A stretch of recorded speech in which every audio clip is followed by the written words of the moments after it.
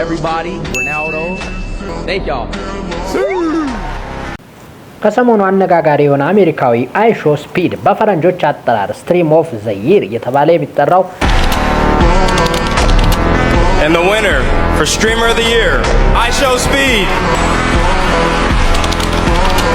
አሜሪካዊ አይሾ ስፒድ ከሰሞኑ አነጋጋሪ መሆኑ ይታወሳል። ይህ ዩቲዩበር 20 ሀገራትን በ26 ቀናት ቱር አደርጋለሁ ብሎ ተነስቶ እነዚህ ሀገራት ውስጥ ኢትዮጵያ አንዷ ነበረች። በዚህ ቆይታው ብዙ አንዳንድ አስደናቂና አንዳንድ እይታዎችን ተመልክተናል። ይህ ዩቲዩበርም ሞዴሏን የወደዳት ይመስላል። የአይሾ ስፒድ ጥያቄና የሞዴሏ መልስ ምን ይመስል ነበር? ከዚህ በተጨማሪ ደግሞ ኢትዮጵያዊ አይሾ ስፒድ እየተባለ የሚጠራው ወይም ተመሳሳይ የሆነ ወጣት ደግሞ ከአይሾ ስፒድ አሜሪካዊ ዩቲዩበር ጋር መግባባት ባለመቻሉ የኢትዮጵያ ቲክቶከር የሆነው አዶናይ ለማግባባት በሚያደርገው ቆይታ ላይ የነበረ መገፈታተር የሚያሳይ አንዳንድ ቪዲዮዎችን ተመልክተናል። ብዙዎቻቸው ባህል ወጋችን በጭፈራና እንዲሁ በስክስታ በዳንስ በሚመስል ነገር ለማስተዋወቅ ሲሞክሩም እንዲሁ አይተናል። የአፍሪካን ባህል ታሪክ ለዓለም እያስተዋወቀ ይገኛል።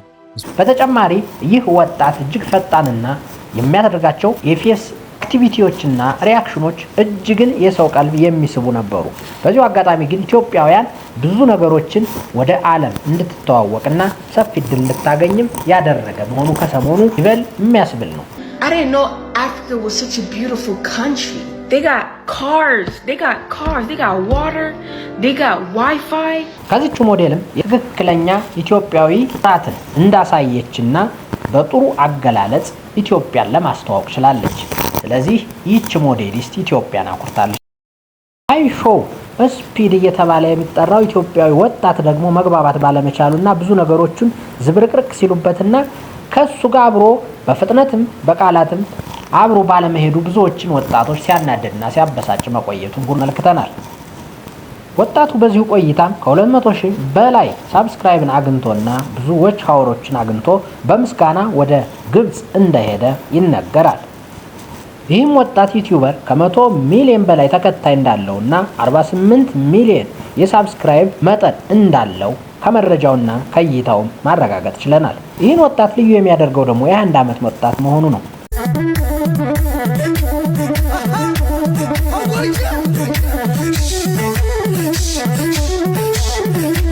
የብዙሃኑ ተመልካቾች አስተያየት እንደሚያሳየው ከሆነ የአስጎብኛችን ብቃትና ፍጥነት ማስደመሙና ጥሩ መሆኑን ብዙዎቹ ሲገልጹ ነበር።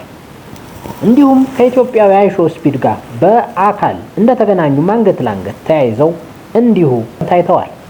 በእርግጥም እና አዶናይ ሰርፕራይዝ ያደረጉት ይመስላል።